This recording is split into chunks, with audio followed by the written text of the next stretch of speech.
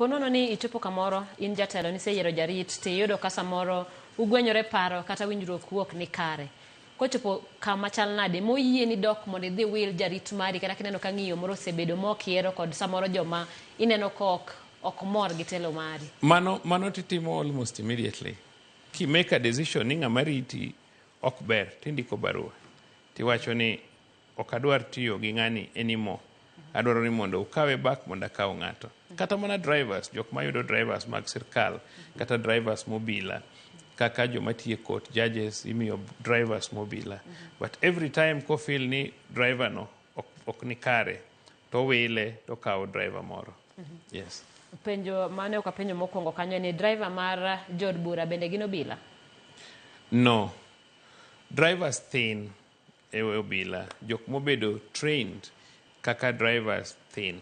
Ominwango ni many a times joma rito gi ema en obedo obila, lakini drivers to indiko ng'ata. Yes. Kaka jalony bende paro ni en gima ber ni driver kata kondika ng'ata but en ng'ama onego bed ni bet kod lony kata ng'eyo matut kotenore koda weche mag arita. Ing'eyo ni king'iyo the percentage of kata mana members of parliament mosenegi kod the number of people mosebet e parliament, nwang'o ka the ratio is very small. So inwango ni that probability, because and very small, inwango ka many a times ji ok ng'i manok bed a very big priority. Lakini case marongondo to you can see king'iyo communication, you can see ka keep on wacho nitie jomoko madwa nege. The only thing we needed now to find out ni to bende no report these cases. Ing'eni nya wacho nitie joma dwa negi to ki report ne obila. Or kidhi wacho ni life na is at risk and therefore adwaro special protection.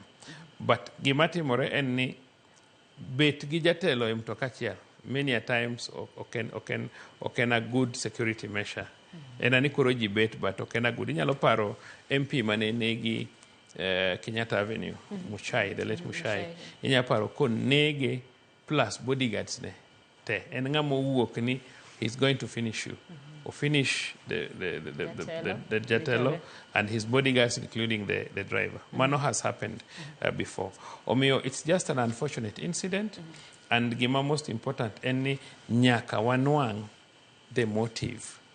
Because gimomio wadwaro that motive is because wa ensure ni kikbed ni jomoko drag nying jatelo mora in death, and maybe you can involved, maybe ngatotimo mano out of inego or out of political competition, because you take advantage of incidents to malign jowetegi.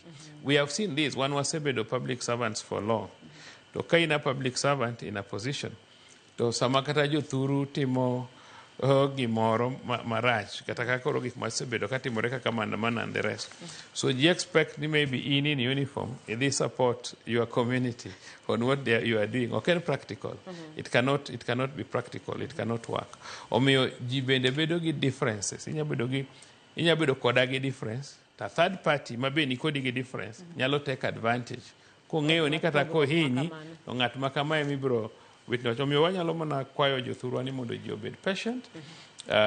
Unge ng'ama biro bedo protected over this. And you can see so far what has happened. Many a times ka jomoko dwa protect ng'ato, many a times ka system, ka in ng'ama kaka ji wacho kano neg ng'ato gi system. Ka in ng'ama ji feel ni system onegi, to what would happen ni kata mana jogo may not be arrested. They would even be killed. Inyalo dhi makgi tinego gi. And therefore they will not speak. But kineno a situation ma every person omaki, bunde recovered and everything recovered, it tells you ni the system is very clean on such incidences. And therefore gima most important en ng'eyo ni who is involved in this matter. Mana kawatieko adwa ni mondo ing'isa ni